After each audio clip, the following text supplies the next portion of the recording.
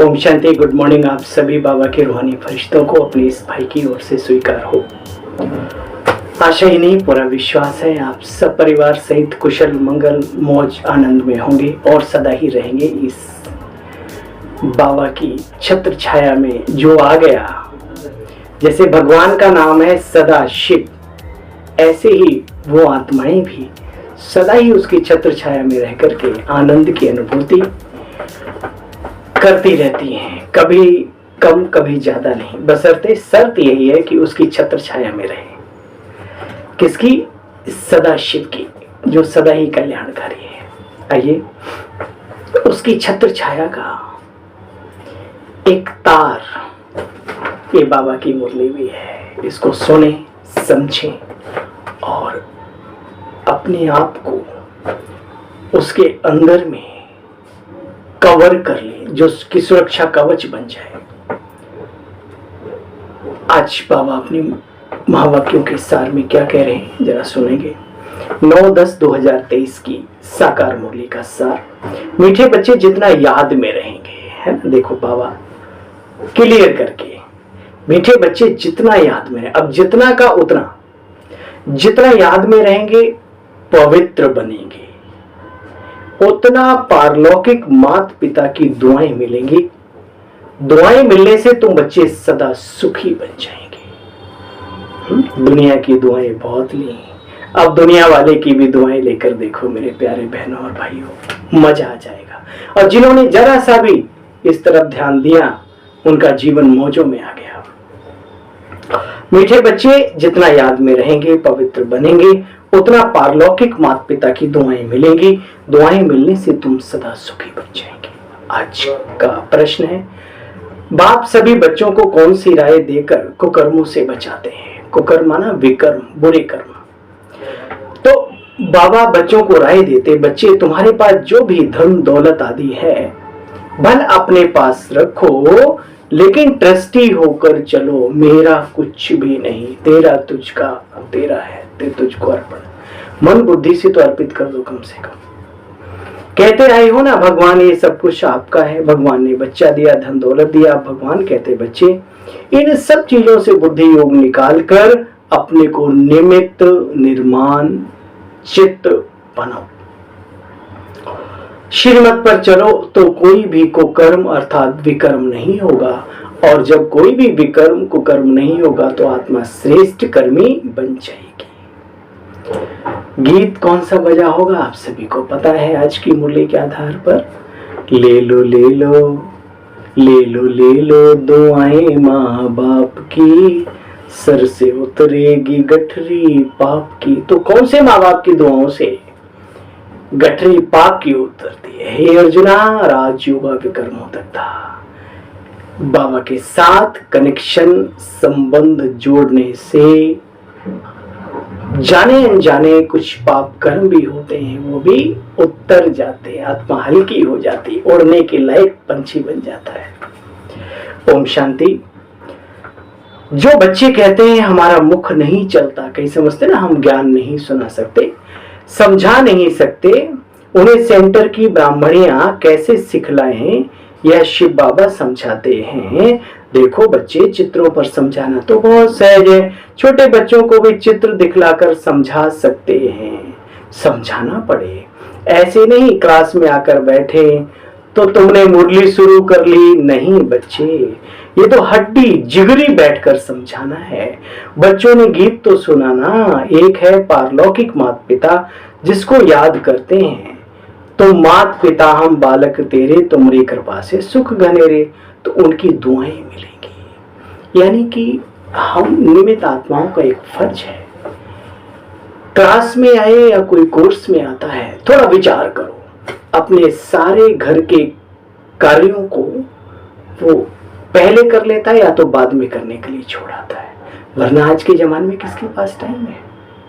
और इतनी दूर से आया है आपके आश्रम तक, आपकी गीता पाठशाला तक, उसने अपनी गाड़ी का पेट्रोल फूका है, हिम्मत जुटाई है, मेहनत की है, स्कूटी चलाई है, कार लाए हैं, गैस फूकी है। समय, सबसे बड़ा समय का दान होता है कि समय दिया है। तो हम निमित्त आत्माओं का एक संकल्प होना चाहिए कि उनकी भावनाओं को कभी आहत ना हो, उनकी भावनाएं कभी कुचली ना जाएं किसी भी कीमत पर। ठीक है, तो सेवा है। अगर आप सोचते हो कि नहीं आना उनका धर्म है, हम बड़ा कल्याणकारी हैं, ये बहुत बड़ी भूल है। ठीक है, ये बाबा कल्याणकारी है, हम निमित्त बने हैं। ये हमारा सौभाग्य है कि हम अपने भाई बहनों को कुछ दे सके इस जीवन में, ये हमारा सौभाग्य है। गीत में भी कहा ना, ले लो दुआएं माँ बाप की। बच्चे आधा कल्प दुआएं चलती हैं बाप की। क्या ये माता पिता जो पारलौकिक माता पिता है, कहते हैं त्वमेव माता च पिता त्वमेव बंधु च सखा त्वमेव विद्या द्रविड़ मम देव देवा। आदि आदि विद्या के दाता, माता पिता, सब कुछ तुम ही हो। उस निराकार के लिए कहा जाता है। ठीक है ना, तो उस माता पिता की दुआएं जो लेता है, उसकी दुआएं आधा कल्प काम करती हैं, बल्कि कहो तो पूरा कल्प। अभी भी तो पुरानी दुआएं चल रही है ना। देखो बच्चे, बाप कहते याद रखो, राम गयो रावण गयो, गाते हैं ना भक्ति मार्ग में, राम गयो रावण गयो जाको बहु परिवार। एक लख पूत सवा लख नाती ता घर दीपक जलाने के लिए न दिया न बाती, ऐसे कहते हैं। इसलिए जो आया है सो जाएगा, राजा रंग फकीर। तो करनी ऐसी करो, अच्छे से जाओ।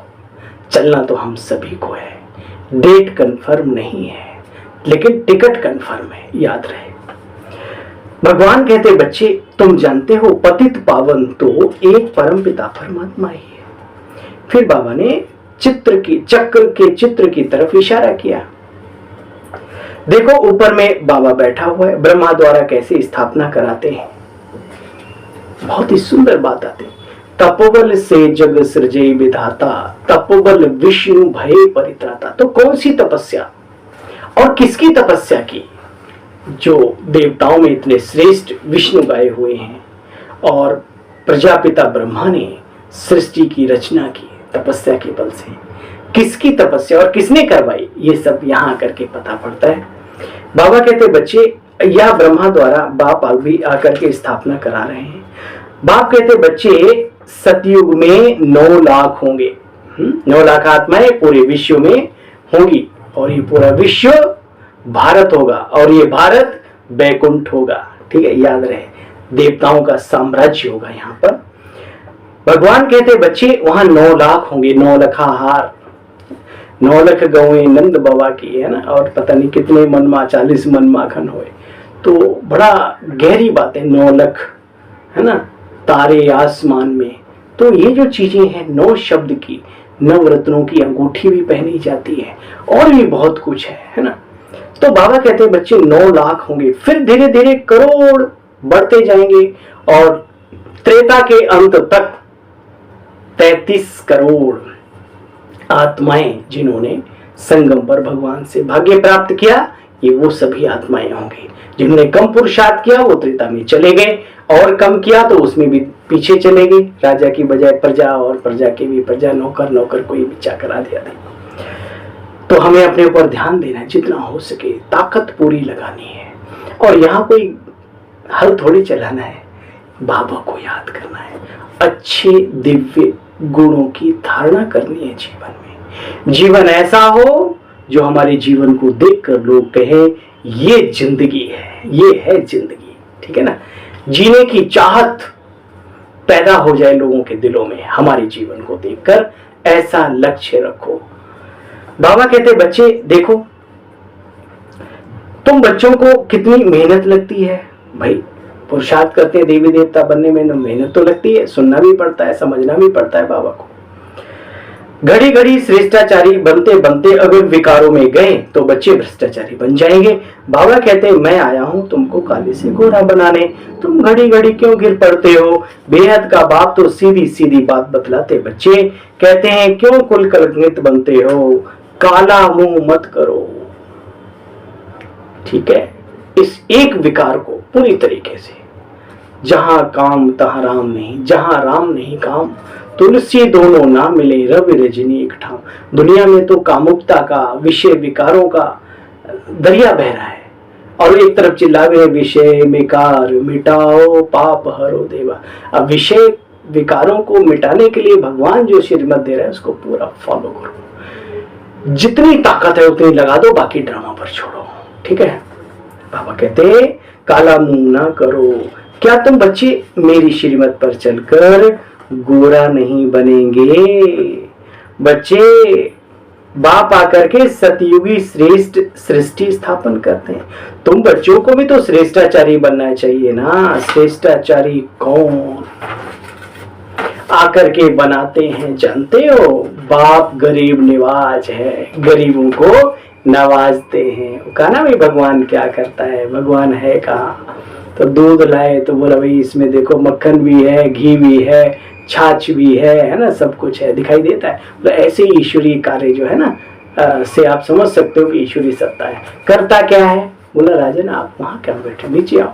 कूद के बैठ गया जाके, बोला यही तो करता है वो है ना। तो बाबा कहते हैं बच्चे बाप गरीब नवाज, गरीबों को नवाज देता है एकदम। पैसे की बात नहीं बच्चे, बेहद के बाप के पास श्रेष्ठ बनने आते हैं तो भी लोग कहते हैं कि तुम वहां क्यों जाते हो, और किसी सत्संग में जाओ कोई मना नहीं है। खाना पीना नाचना गाना झूमना बस डिस्को डांस करना, वहां कोई नियम धारणा थोड़ी है कि चरित्र की कोई बात ही नहीं है। यहाँ तो चरित्र निर्माण की बात चलती है। तो लोगों के पेट में दर्द होता है क्योंकि देसी घी भी सबको हजम नहीं होता भाई, सीधी सी बात, मैं तो एक ही जानता हूँ। तो कहते हैं वहां क्यों जाते हो? अब नाव पर कितने अत्याचार होते हैं। कोई फिर स्त्रियां भी बहुत तंग करती हैं विकारों के लिए पुरुषों को। हाँ, तो जैसे पुरुषों में बाबा एक कड़े शब्द का इस्तेमाल करते हैं, कंस जरासंधी दुर्योधन टाइप के रहा, और स्त्रियों में बाबा कहते हैं सूर्पनखा और ये ऐसे ऐसे फिर वो भी है।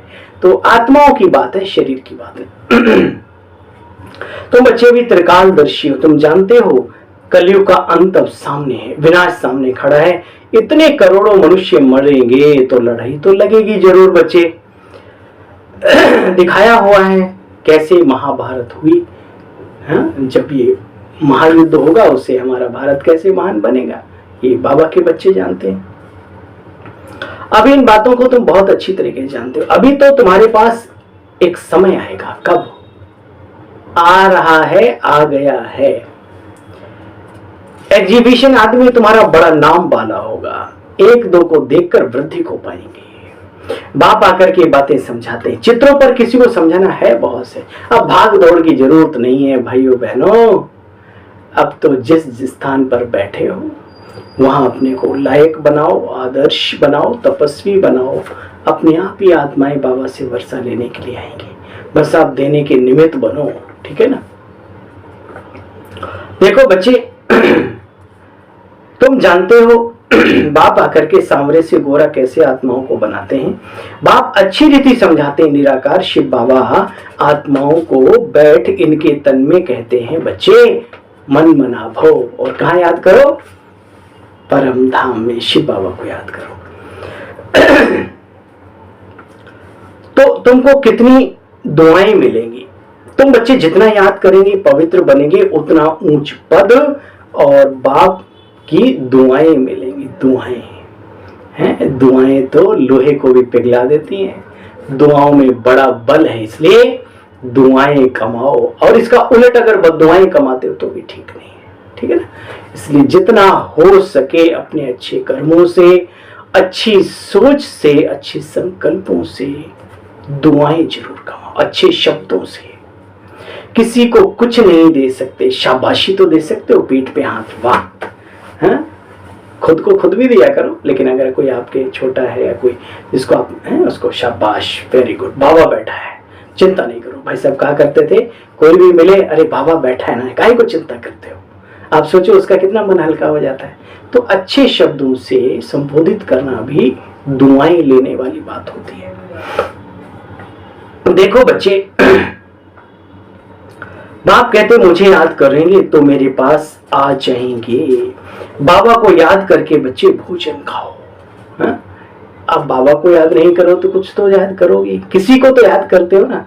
आप भोजन करते हो, बुद्धि कहाँ कहाँ जाती है। तो इधर उधर जाने की बजाय अगर शिव बाबा में लगे तो दिक्कत क्या है? प्राप्ति ही प्राप्ति है, और इधर उधर जाने से घाटा ही घाटा है।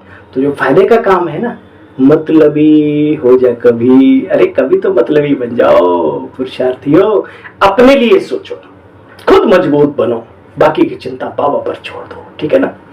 तो बाबा कहते हैं बच्चे, बाप कहते हैं बच्चे मुझे याद करेंगे तो मेरे पास आ जाएंगे, बाबा को याद कर भोजन खाओ, बनाओ भी, और बाबा की याद में ही दूसरों को खिलाओ भी, तो बच्चे तुमको बहुत ताकत मिलेगी।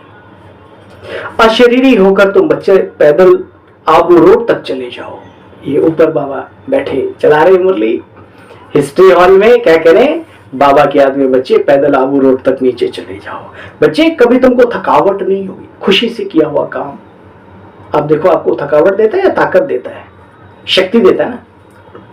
बाबा शुरू में प्रैक्टिस कराते थे, समझते थे हम आत्मा हैं, बहुत हल्के होकर पैदल चले जाते थे। देखो आप सब वॉकिंग करते होंगे सुबह सुबह, हाँ, या क्लास के बाद करते होंगे, तो बाबा ने अभ्यास बताया, क्या महसूस करो, मैं आत्मा, हल्के होकर के लाइट की काया में, हाँ, इस काया में हूं, और लेकिन हूं मैं लाइट की काया में, फरिश्ता स्वरूप में चक्कर लगाओ। तो बच्चे कुछ भी थकावट नहीं होती, शरीर बिगड़ तुम आत्मा तो 1 सेकंड में बाबा के पास पहुंच सकती हो। यहाँ एक शरीर छोड़ा, सेकंड में जाकर के आत्मा लंदन में जाकर जन्म ले लेती है। बच्चे आत्मा जैसी तीखी चीज संसार में और कोई होती नहीं। जिसने खुद को नहीं जाना, एक हमारे गुरु तो क्या यहाँ पर कहेंगे, ईश्वरी विश्वविद्यालय में हमारे लिए जिनको बाबा ने निमित्त बनाया, लौकिक में भी हमारे पिता समान हैं, आदरणीय मौसा जी, बहुत ही सुंदर बात कहा करते थे, जिसने खुद को ही नहीं जाना, खुदा को क्या पहचानेंगे। तो मैं ये बात दावे से कहता हूँ, आज पुरुषार्थ में अगर कहीं कोई कमी है, कहीं कोई दाग है, धब्बा है, स्पीड में, गति में अवरोध है, तो समझ लो कि उस आत्मा ने अभी अपनी शक्तियों को तो छोड़ो, अपने स्वरूप को भी ढंग से पहचाना नहीं, उस स्वरूप में स्थित हुआ ही नहीं। बाबा तो बहुत दूर की बात है। बाबा कहते हैं बच्चे देखो, आत्मा जैसी तीखी चीज दुनिया में कोई होती ही नहीं है, इतने वंडरफुल है हम सब। तो बाप कहते हैं बच्चे अब हम तुमको लेने आए हैं, मुझको याद करो। अभी तुमको प्रैक्टिकल में बेहद के बाप के पारलौकिक, बेहद के बाप की अर्थात पारलौकिक बाप की दुआएं लेनी है, मिल भी रही हैं। बाप बच्चों को श्रेष्ठ से श्रेष्ठ मत देते हैं, समझ में आया। धन दौलत आदि सब तुम अपना अपने पास रखो, लेकिन अपने कल्याण के लिए, अपने जीवन को श्रेष्ठ बनाने के लिए बाबा की उंगली, बाजू और बाबा को गले लगा के रखो, उसकी छांव में रहो बस। बच्चे ट्रस्टी होकर चलो। गीता का लास्ट, हाँ, जो गीता सार लिखा होता ना उसका लास्ट, हे अर्जुन तू जो कुछ भी करता है तो मुझे अर्पित करता चलो, इससे तू मुक्ति और जीवन मुक्ति की अनुभूति करेगा, गति सदगति की अनुभूति करेगा, जीवन में रहते जीवन की बुराइयों से रिक्त रहने की अनुभूति करेगा। कब? जो कुछ भी करता है मुझे अर्पित करता चल, तेरा तुझको अर्पण। पूरा दिन कार्य व्यवहार में रहे, बाबा की याद में रहे, शाम को बाबा तेरा तुझको अर्पण। बस हल्के हो जाओ, अच्छे से अच्छा करके भी हल्के हो जाओ। बाय द वे माया के वश कभी कुछ बाबा को हल्के रहो, ठहरोगे नहीं, आगे बढ़ते रहोगे। देखो बच्चे ट्रस्टी होकर रहो, सबसे बुद्धि योग निकालो, एक बाप को याद करो। तुम बच्चे 16 कला बनते हो, फिर 14 कला, धीरे धीरे कलाएं कम होती हैं। बच्चे टाइम तो लगता है ना, और अभी तो एकदम फट से चढ़ते हैं, उतरने में टाइम लगता है, चढ़ते फट से। अच्छा, मीठे मीठे स्कीले बच्चों प्रति माता पिता बाप दादा का याद प्यार और गुड मॉर्निंग। रूहानी बाप के रूहानी बच्चों को नमस्ते बोलो भाई, हम सब रूहानी बच्चों की रूहानी बाबा आपको भी गुड मॉर्निंग, नमस्ते नमस्ते, शुक्रिया, थैंक यू मीठे बाबा। सार का भी सार सुनेंगे। चलते फिरते अशरीरी बनने का अभ्यास करना है, चलते फिरते अशरीरी बनने का अभ्यास करना है। बैठ के भी करो, चलते फिरते भी करो, कार्य करते भी करो, बातचीत करते भी करो। संकल्प की तो बात है सारी। भोजन एक बाप की याद में बनाना भी है तो खाना भी है। माता पिता की दुआएं लेनी है तो ट्रस्टी होकर रहना। बच्चे इस ब्राह्मण जीवन, अब कोई विकर्म अर्थात कुकर्म, कुकर्म कौन करता है? कुकर, कुकर किसे कहते हैं? वो सीटी वाला कुकर नहीं स्वान, स्वान माना ये डॉगी वॉगी बोलते हैं आजकल, ठीक है। तो बाबा कहते बच्चे कोई भी कुकर्म नहीं करना, कैसा भी, न सूक्ष्म न स्थूल। वरदानी बाबा का वरदान है अनासक्त बन, लौकिक को संतुष्ट करते भी ईश्वरीय कमाई जमा करने वाले राजयुक्त भाव। कई बच्चे लौकिक कार्य, लौकिक प्रवृत्ति, लौकिक संबंध संपर्क निभाते हुए भी अपनी विशाल बुद्धि से सबको संतुष्ट करते हैं और ईश्वरीय कमाई का राज जानते हुए विशेष हिस्सा भी निकाल लेते हैं। ऐसे एक नामी और इकोनॉमी वाले अनासक्त बच्चे जो सर्व खजाने, समय, शक्तियां और स्थूल धन को लौकिक से इकोनॉमी कर अलौकिक कार्य में फ्राक दिली से लगाते हैं। ऐसी आत्माएं बहुत सारी हैं।